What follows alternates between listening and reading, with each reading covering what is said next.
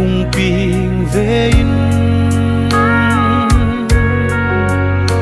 silang nga hung seile ring khovela asap ming reng khom ma kan ko phalo ate tia du ten kan hlilain sing khul rama sara pham ta mo mi rang sal cha ram chu na toi ngei mo an don phak mo nam sang tu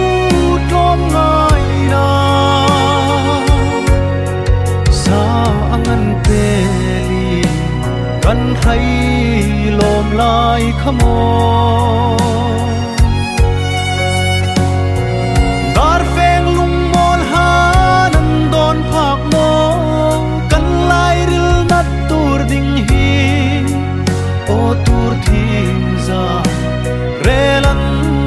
tak ngei de o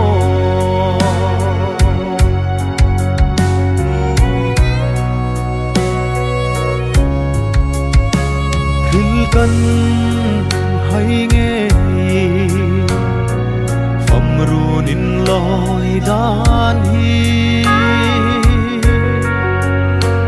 tôn măng ni si lâu mò ana kan ti nên a chẳng ai vang ko kuin loi hun ngak la ta ka kan lâu zing lai che a kham phei zong in ei ru loi lut mo kanau dut la ni boy te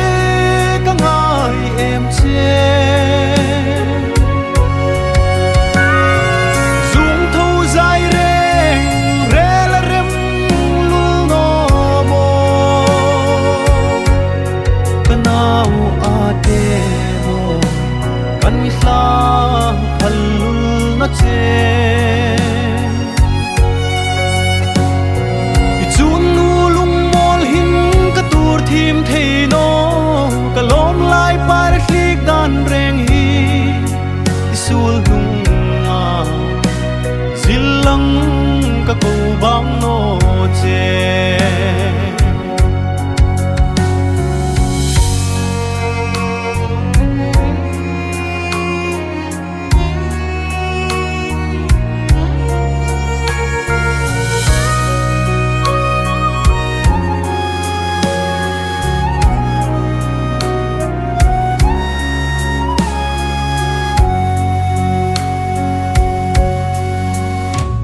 ram le ngam san na tang ram phai dung ru tin rit lo wang khu belin tunin re la dung son lo vina vorto chelin no tia bi thu sung te in tan tu zing lain ziri phaya phang khu in bel tamo a chong de ge mo lai ril la chong nge mo kan lung lai na van pui na chim ta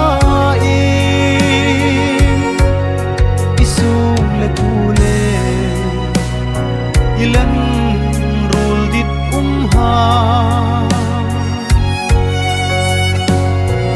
ngang ai lai reng hi kan wang om no